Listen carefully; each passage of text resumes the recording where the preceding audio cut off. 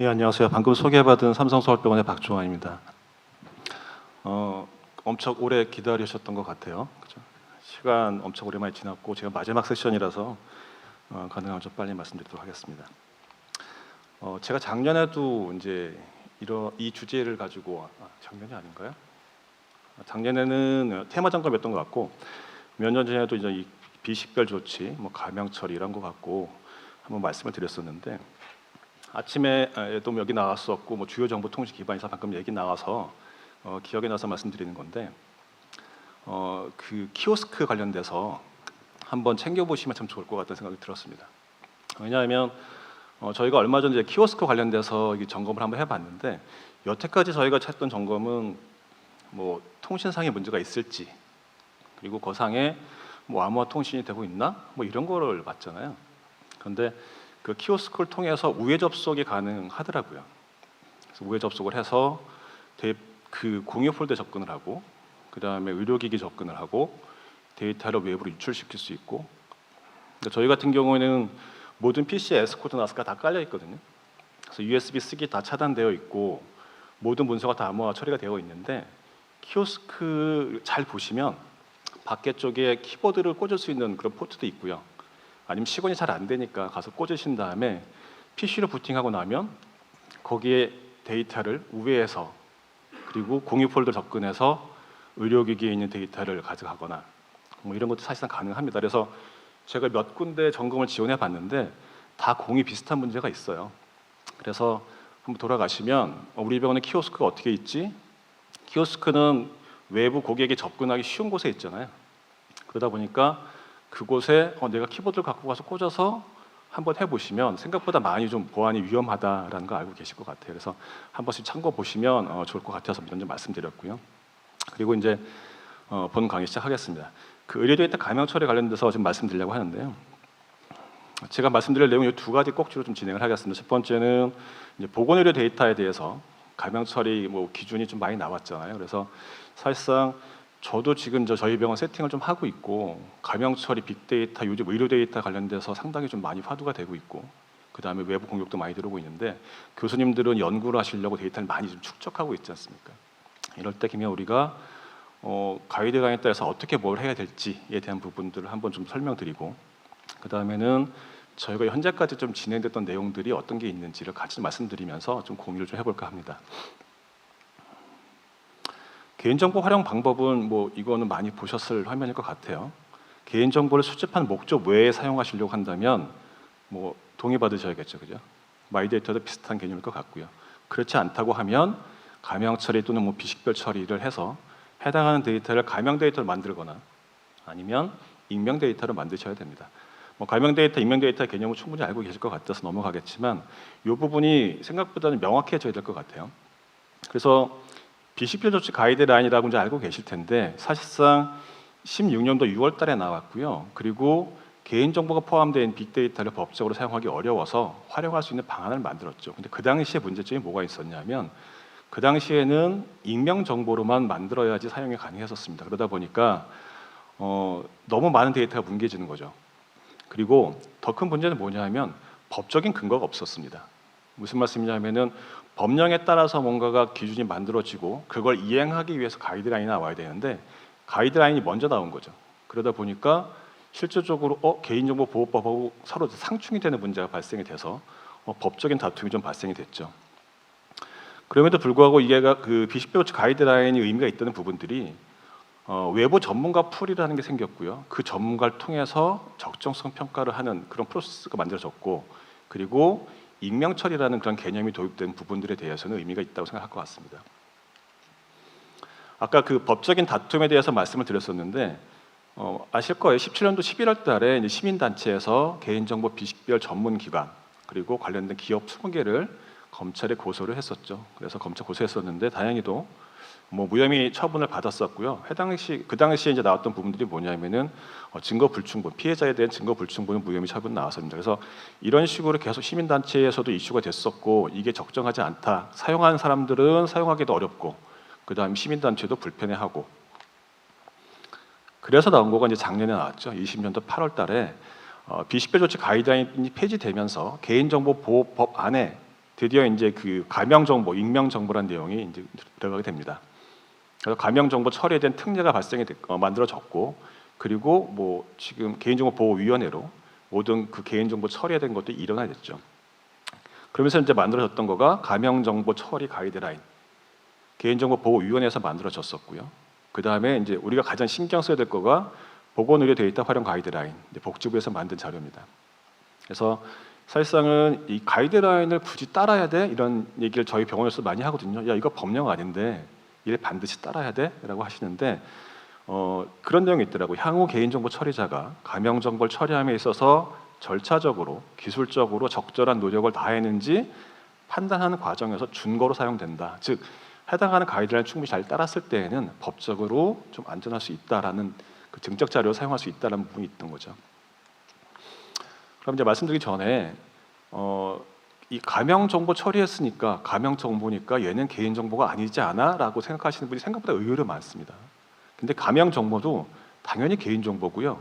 개인 정보 처리에 관련된 모든 법령을 다 준수하셔야 됩니다. 그래서 이 부분들을 잘 생각하셔서 가명 정보를 따로 모아 놓으시거나 다른 관리하신다고 하셨을 때 얘가 개인 정보 그 관리 바운드리 내에서 벗어나지 않도록 좀 신경을 써주셔야 되고요. 익명 정보는 뭐 당연히 개인 정보가 아니니까 관련 법령에 배제되어도 됩니다.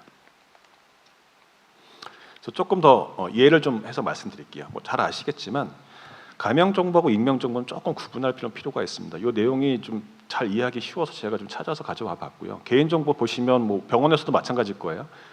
이름, 생년월일, 핸드폰 번호, 뭐 각종 전화번호가 있고요. 상세 주소 있고, 직업도 있고, 가족관계도 있고요. 뭐 예금 이거 대신에 뭐 진료과, 진료병 뭐 이런 거라고 생각하셔도 되겠죠. 가명 정보라고 한다면 특히 의료 쪽의 가명 정보는 데이터 그 가이드라인 보면은 이제 반드시 지워야 될 것들이 있거든요. 뒤에 다시 말씀드리겠지만 하여튼 뭐 이름 지우고, 생년을 지우고, 핸드폰 번호 뭐 이런 거 다 지우고요. 주소도 세부 주소 지우고, 그 다음에 뭐 직업도 국회의원 하면 특이치에 해당이 되니까 그것도 지우고요. 근데 여기에서는 이제 핸드폰 번호를 암호화 처리해서 키 값을 만들었죠. 그래서 왜냐하면은 가명 정보는 필요한 경우에 다시 리버스해서 사용해야 되기 때문에 그 별도의 추가 정보를 만들 수가 있죠. 그래서 여기서 가명 정보라는 개념이 되는 거는 핸드폰 번호를 다시 리버스할 경우에는 개인 정보로 매핑시킬 수 있기 때문에 가명 정보가 되는 거고요. 익명 정보는 여기서 이제 더 뭉개는 거죠. 핸드폰 번호는 삭제해 버리고, 그 다음에 뭐 가족도 3명 뭐 이렇게 구분된 게 아니라 그냥 가족 3명 이렇게 구분하는 식으로. 그래서 익명 정보는 완벽하게 누가 봐도 특정인을 지칭할 수 없다. 그래서 뭐 옛날에 그 비식별 조치 가이드라인에 보면 KLT에서 K3 이상, 뭐 K5 이상 이렇게 해서 똑같은 이 값을 갖고 있는 사람이 내가 연구하는 연구군에서 최소한 3명 이상 있어야 되고, 뭐 5명 이상 있어야 되고, 그래서 그런 것들이 이제 익명 정보가 되겠죠. 그러면 이제 가명 정보에 대한 처리 단계별로 어떤 것들을 좀 고려하셔야 되는지, 법 위반이 아닌지를 좀 이제 짚어보겠습니다. 가명 정보 처리 시에는 개인정보 처리의 방침에 아래 내용들이 반드시 포함되어야 됩니다. 그래서 지금 교수님들이 뭐 연구를 하고 있고, 우리 데이터를 어디랑 같이 보내고 있고, 공동 연구하고 있다, 병원에서 데이터가 반출되고 있다라고 하시면 이 내용이 현재 개인정보 처리 방침이 다 들어가 있으셔야 돼요. 그래서 가명 정보를 어떤 걸 사용하고 계시면 처리 목적, 그 다음에 만약 제3자에게 제공한다고 하면 제3자 제공에 관련된 것들 작성하셔야 되고요. 위탁이면 당연히 얘도 개인정보이기 때문에 위탁에 관련된 부분 들어가야 되고. 그래서 그 가명 정보 처리한다고 했을 경우에 아주 구체적으로 하기 어려우시다면 일정 부분이라도 좀 언급을 해두셔야지 법적인 문제가 없으실 것 같습니다. 두 번째는 가명 정보에 대한 그 처리 정지 요구에 대한 부분들이 있어요. 그래서 왜 저희 그 개인정보 처리자가 그 정보 주체가 자기 정보를 뭐 조회나 뭐 이런 처리에 관련된 부분들을 신청할 수 있게끔 만들어 놨잖아요. 거기에 가명 정보 처리 그 정지 뭐 이런 걸 하나 더 만드셔서 같이 신청서를 만들어 놓으셔야 된다는 얘기죠. 이게 뭐냐면 그 밑에 동그라미 친 거 보시면 알겠지만 이미 가명 정보 처리한 것을 처리 정지를 하기 위해서 다시 리버스해서 얘가 누군지 확인할 필요는 없습니다. 그건 불필요한데 가명 정보 처리 정지를 요청한 사람들의 정보는 사용하시면 안 된다는 거죠. 그래서 그 부분 한번 신경 쓰셔서 각 병원마다 양식이 있을 텐데 그 양식에 가명 처리 정지를 하나 칼럼을 만들어 놓으시고, 만약에 뭐 정보 주체가 원한다고 하면 그 양식을 받아서 전산상에 반영시키고 그건 가명 처리할 때 제거할 수 있도록 이렇게 좀 처리를 하셔야 됩니다. 그다음에 가명정보 처리 내부 관리 계획도 수립하게 되어 있거든요. 그래서 개인정보 처리자는 가명정보 및 추가 정보를 안전하게 관리하기 위한 내부 관리 계획을 수립 시행해야 된다라고 되어 있고 아래 내용들에 대해서 포함되게 되어 있으니까 이 부분 좀 신경 쓰셔야 되는데 이제 가명정보 그 관리 책임자 지정하게 되어 있거든요. 그래서 일단 가명정보 관리 책임자를 누구로 하실지 빨리 하나 결정하셔서 그분하고 같이 좀 이렇게 코업을 하셔야 될 것 같습니다. 요 왼쪽에 있는 내용 이 그림은 제가 이제 가명 처리를 사용할 때 실제 어떤 단계별로 갈지를 한번 찾아봤고요. 그리고 오른쪽에다가는 이제 각 단계별로 기면 어떤 사람이 어떤 것을 좀 고려하면 좋을까를 한번 정리해봤습니다. 제일 처음에 이제 데이터 활용 신청 단계에서부터 시작이 되겠죠, 그죠? 그러면 이 데이터 처리 신청은 PI가 하겠죠, 연구 책임자가 할 거고요. 신청하는 목적 자체는 데이터 심의위원회에서 이게 과학적 연구가 맞아라는 것들을 판단할 수 있게끔 내용이 구체적으로 작성이 돼야 되고 그리고 거기에 뭐 연구 계획서, 데이터 활용 신청서라든지 이런 것들이 포함되게끔 되어 있습니다. 그럼 이제 두 번째 데이터 심의위원회가 개최가 돼야 되거든요. 내부에서 사용하시는 것도 마찬가지고요. 데이터 심의위원회가 개최가 돼야 돼서 그래서 기관 내에서 만약 병원 내에서도 가명정보 활용한다고 할 경우에 현재 가이드라인에서는 그것도 심의위원회 거치게 되어 있거든요. 외부에 나가게 되면 당연히 심의에 거치셔야 되고요. 그리고 위원은 5인 이상 15인 이하로 되어 있고 과반수 이상을 외부인으로 해라고 되어 있습니다. 그래서 그 얘기는 뭐냐면 내부위원이 2명이다. 그러면 외부인이 3명이 있어야 되는 거고요. 맥스 내부 7명, 외부 8명 이렇게 운영하게 되어 있죠. 그래서 데이터 심의위원회가 현재 있으신 분들이 많지 않을 것 같은데 그런 심의위원회가 구성이 돼야 되고 일반적으로는 내부 인원 2명, 외부 인원 3명 이 정도로 보통 구성합니다. 그리고 그 내부 위원이 보통 더 있을 거잖아요. 그분들은 이 평가에 참여할 수 없는 그러니까 그 투표권 아니면 그 평가권이 없는 그런 위원을 참석을 시키시고 보통 2명, 3명 이렇게 좀 많이 하시고요.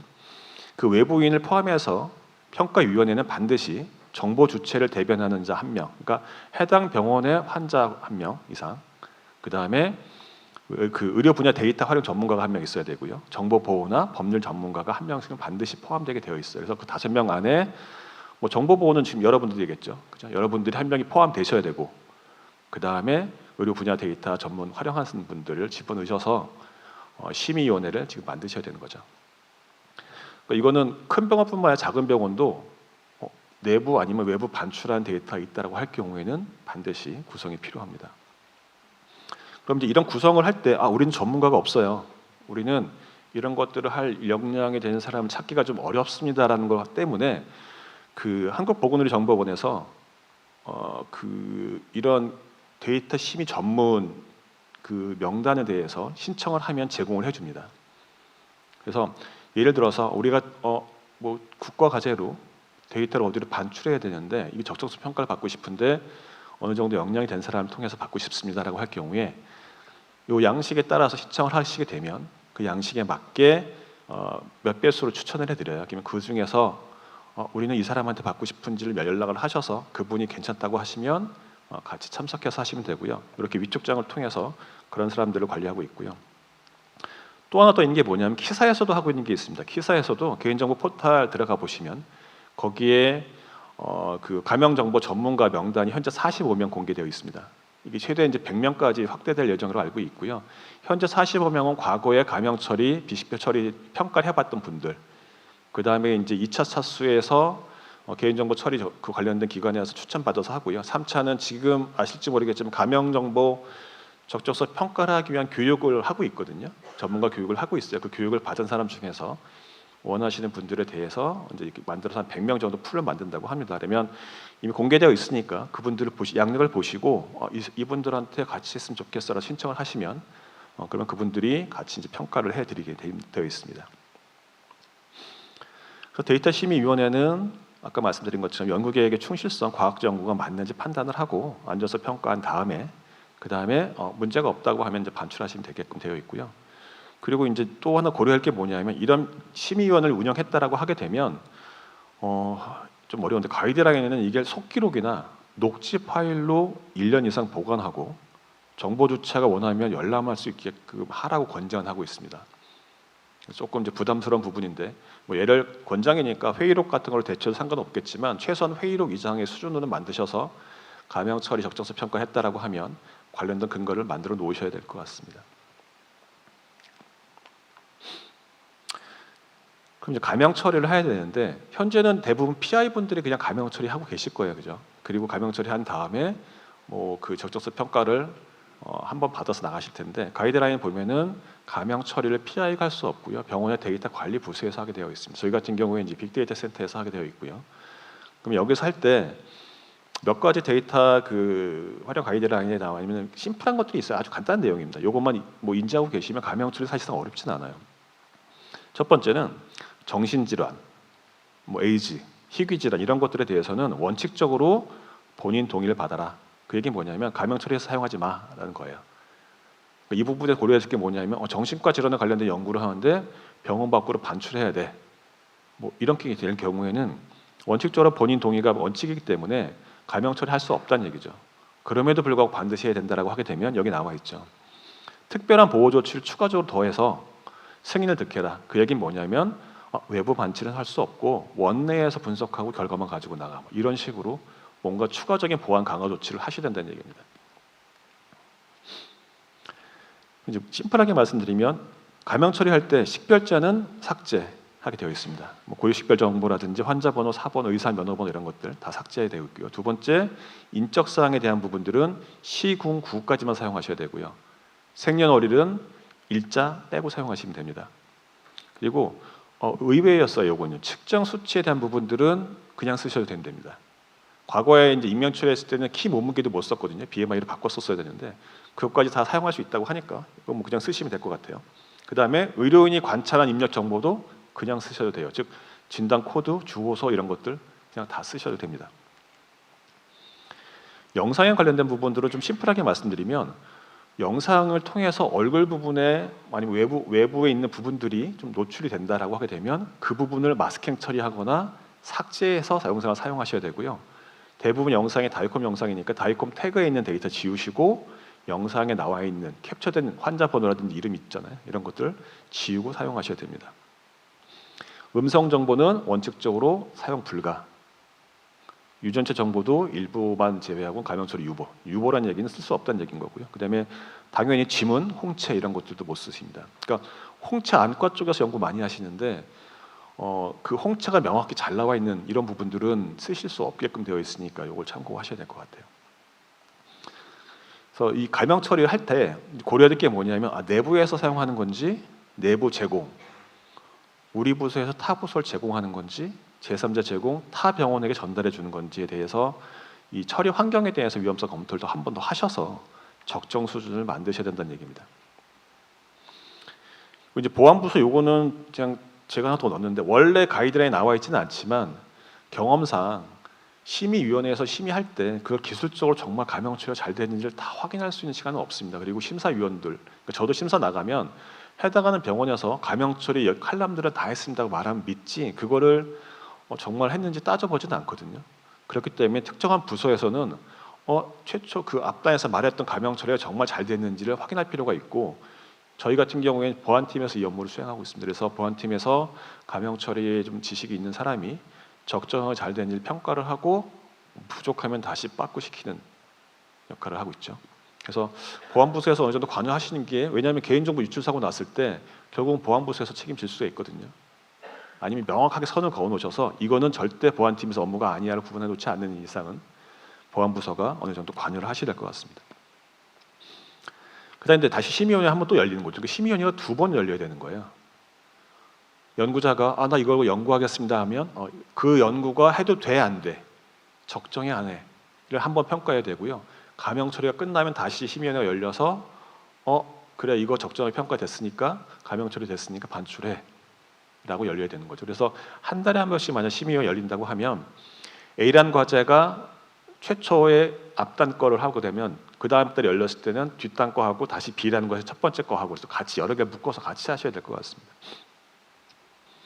결합기관은 참고로 건보하고 심평원하고 보건산업진흥원 이 세 가지가 보건연료 쪽에 있거든요. 그래서 우리 병원 데이터하고 타 병원 데이터를 결합해서 뭔가 하셔야 된다고 하면 이 결합기관을 거치셔야 되는데 여기서 결합은 그냥 데이터 셋을 합치는 개념이 아니라요. 환자를 똑같은 사람 찾아서 매핑하는 걸 말씀드리는 거예요. 그래서 단순하게 삼성병원하고 세브란스병원이 데이터를 합쳐서 연구할 거야. 이러면 안 거쳐도 상관없습니다. 근데 삼성서울병원에 있는 환자와 세브란스 병원의 환자를 결과값을 매핑을 시켜서 연구를 할 거야 라고 한다면 결합기간을 거치셔야 돼요. 결합기간을 거친다는 얘기는 그 적정성 평가를 한 번 더 하셔야 된다는 얘기가 말씀드립니다. 그 다음에 이제 그 사후 관리된 부분인데요. 사후 관리는 사실상 이제 감염 정보 처리 평가한 다음에 끝 이렇게 하셨을 거거든요. 보통 감염 정보 심의하고 데이터 주고 나면 끝 이거였는데 그게 아니라 감염 정보 처리 그 시스템의 작업 내용들이 재현 가능하도록 그 이제 보유하셔야 되는 거고 정말 감염 정보 처리를 잘해서 나중에 파괴했는지도 확인하시게끔 되어 있어요. 그래서 감염 정보 처리했던 것들을 일정 기간 관리하시면서 적정하게 처리가 됐는지도 확인하셔야 되는 거죠. 그래서 저희가 할 일들이 좀 많이 늘어났습니다. 그러면 이제 저희 감염 처리, 익명 처리를 어떻게 했는지 짧게 말씀드리고 그리고 좀 빨리 좀 끝내도록 하겠습니다. 저희는 아까 말씀드린 것처럼 이런 프로세스를 거치고 있습니다. 그래서 감염 처리 활용 신청을 이제 PI가 하게끔 되어 있고요. 데이터 심의위원회는 현재 저희가 오늘자로 이제 최소 외부 인원을 다 결정을 했습니다. 그래서 저희 좀 많이 했어요. 7명, 8명에서 15명의 데이터 심의위원회 심사위원이 이제 설정이 됐습니다. 이분들이 전부 다 참석하지 못하실 것 같고 서면으로 해도 되니까요. 그렇게 해서 심의위원회를 이제 구성해서 운영하게 되어 있고요. 그리고 감염 처리에 관련된 부분들은 이제 빅데이터 센터에서 PI가 신청을 하게 되면 그걸 감염 처리해서 평가를 하고 그리고 저희 보안 쪽에서 다시 한번 합의를 거치면서 이 감염 빅데이터 센터 쪽에서 적정하게 감염 처리했어를 평가하게끔 되어 있습니다. 그리고 적정하게 평가가 됐다라고 하게 되면 데이터 심의원에서 이게 적정하게 평가됐습니다라고 확인을 하고 그리고 반출 승인을 이제 하게 되는 거죠. 반출 승인을 하고 나서 만약에 데이터 결합하겠다고 하면 아까 그런 데 가시면 되고 저희는 이게 어떤 거 하냐면 원내 이제 클라우드를 하나 만들었습니다. 그래서 가능하면 원내 클라우드에서 사용할 수 있게끔 그래서 거기 접속해서 데이터가 내려받지 못하고 거기서 연구 다 하시고 결과만 가져나갈 수 있게끔 이렇게 좀 구성을 지금 준비를 하고 있습니다. 그래서 단계별로 좀 말씀드릴게요. 저희 이제 감염 처리 신청할 때 이런 문서를 작성을 하게 되고요. 이 신청서하고 증적 자료하고 비식별 감염 처리했던 데이터하고 DTA하고 같이 저희 쪽에 제출하게 되어 있습니다. 그래서 이 내용 보시면 이건 사실상 이제 제가 좀 편하자고 만든 양식이에요. 왜냐하면 데이터를 감염 처리한 데이터만 딱 가져오게 되면 무슨 데이터를 어떻게 뭘 처리하는지 모르기 때문에 저희가 이해하기가 좀 어렵거든요. 그래서 이 데이터가 항목은 어떤 거고 어디서 가져온 거고 사이즈는 얼마 된 건지를 한번 일단 보고 그다음에 원본 데이터가 어떤 건데 감염 정보 처리를 어떻게 한 거야 실제 가지고 날 데이터가 어떤 건데 얘가 뜻하는 게 뭐야 라는 부분들을 좀 설명을 받고 그 다음에 감염 처리 조치 현황을 좀 봤습니다. 그래서 예를 들어 혈압형 같은 경우는 그대로 썼는데 키는 10단위로 범주화 시켰고 몸무게도 10단위로 범주화 시켰고 이런 식으로 실제적으로 감염 처리를 어떻게 했는지 그 내용을 여기 명기하게 되어 있고요. 그 다음에 아까 말씀드렸죠. 이용하는 기관의 관리 수준에 따라서 그 리스크 평가가 좀 달라질 수 있기 때문에 현실적으로 어떻게 하냐면 ISMS 인증을 받았어? 라고 하면 오케이 거기는 그냥 어느 정도 수준으로 연구해주고요. 인증을 안 받았어? 그러면은 관리 체계는 어떻게 운영하고 있지? 그 다음에 정보보호 서약서는 받는지 이런 것들을 추가로 다 요청을 해서 관련된 부분들을 확인을 하고 적정성 평가를 저희가 하고 있습니다. 그리고 이제 요 신청서 양식에 이 내용을 하나 추가해 줬어요. 그래서 아예 신청할 때 이런 요건을 만족해야지 감염 처리가 가능해라고 해서 앞에 제가 말씀드렸던 내용을 좀 요약해서 정리해 놨고요. 이걸 해드렸더니 조금 이해가 쉽다고 많이 좀 좋아들 하시더라고요. 그래서 조금 이제 감염 처리 어떻게 했는지를 좀 살펴볼게요. 예를 들어서 이런 데이터셋을 저희가 받았습니다. 환자 번호도 있고요, 주민번호 있고, 이름, 수술, 날짜들 많죠. 검사 날짜들도 있고, 생년월일도 있고, 몸무게, 키, 직업명도 있고요. 이걸 감염 처리한다고 했을 때 첫 번째는 아까 말씀드렸죠. 고유식별 정보 삭제해야 되는 거죠. 그 개인을 식별할 수 있는 직접 식별자들, 환자번호 삭제해야 되고 주민번호 당연히 삭제해야겠죠. 이름 삭제하고 주소는 국가지, 생년월일은 과거에는 나이도 범주화했는데 일만 삭제하면 됩니다. 그리고 뭐 국회의원 같은 직업은 특이치니까 삭제를 하죠. 그 다음에 하는 부분들, 근데 조금 더 위험성이 있어서 조금 더 관리했으면 좋겠어. 이거는 내부에서 사용하는 게 아니라 외부 반출 데이터야라고 할 경우에는 저희 같은 경우에는 날짜 정보를 한 번 더 건듭니다. 그래서 왜냐하면 저희 날짜 정보가 명확하기 때문에 그 사람 추정하기 쉽기 때문에, 그리고 사실상 연구할 때 검사 날짜까지 중요하지는 않거든요. 그래서 날짜를 정드는데 가장 빠른 날짜를 기준으로 잡고요. 그 다음에는 포스트 오브 데이터로 카운트를 해서 이틀 지나서 3일 지나서 4일 지나서 이렇게 해서 변조를 평가를 합니다. 이렇게 되면 날짜 정보가 되게 많을 때, 예를 들어서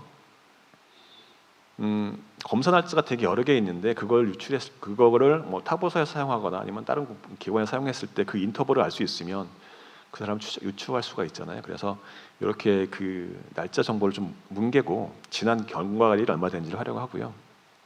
그 다음에 그냥 써도 된다고 하지만 키하고 몸무게 정도는 BMI를 보통 좀 처리합니다. 그래서 이 정도까지는 저희를 보통 처리를 해서 좀 진행하고 있고요. 만약 익명 처리를 해야 된다. 이제 우리는 가명 처리를 해서 제공하게 되면 뭔가 이렇게 관리할 것도 많고 공지도 해야 되고 뭐 로그도 만들어야 되고 할 게 많으니까 우리 익명 처리해서 내보낼래?라고 하게 되면 이 데이터에서 조금 더 건드려줘야 되죠.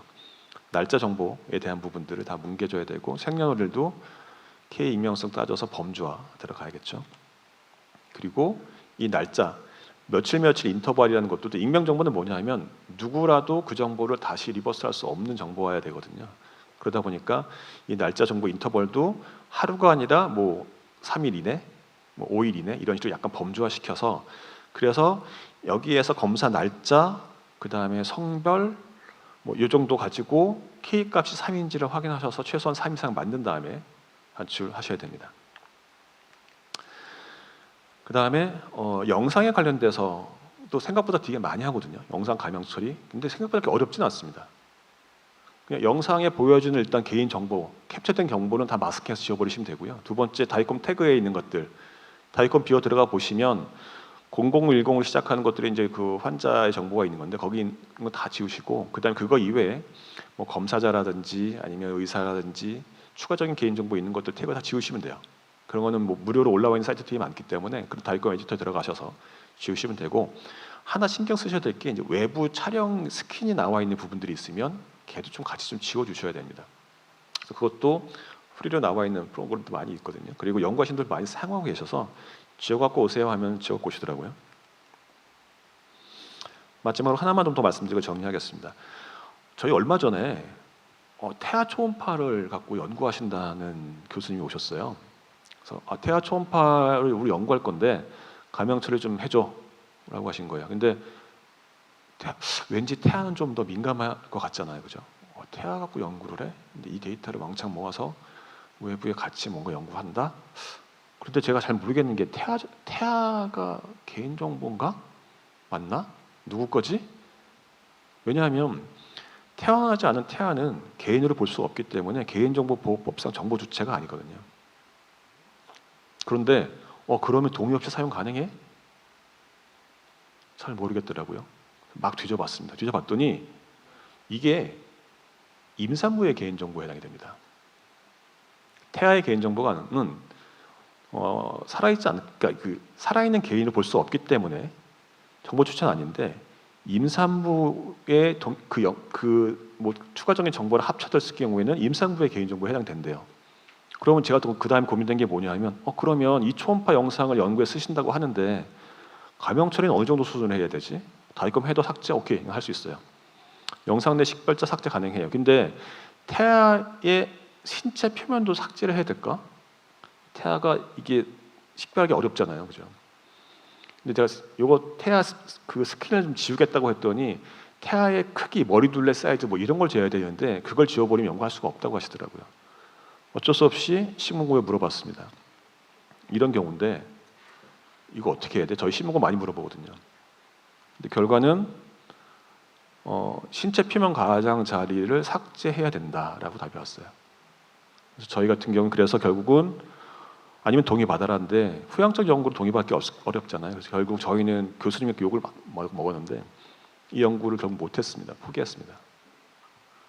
그래서 조금 고민되는 상황이더라고요. 사실상 제가 보기에 식별할 수 없을 것 같은데, 그런데 답변이 이렇게 왔고 저희는 이걸 근거로 해서 이제 이렇게 했습니다. 그래서 약간 좀 애매한 게 있으면 좀 찾아보시고 그다음에 신문고도 검색해 보시고 질문도 해보시는 게 좋을 것 같습니다. 그래서 가명 처리 단계별로 나와 있는 게 좀 이렇게 잘 되어 있어서 가져왔고요. 각 준비하고 가명 처리하고 평가하는 것들 단계별로 좀 잘 챙겨 보시고요. 그다음에 관련 법령들 관련돼서 위반되지 않도록 조심하셔야 될 것도 챙겨 보시면 좋을 것 같습니다. 네, 여기까지 말씀드렸습니다. 감사합니다.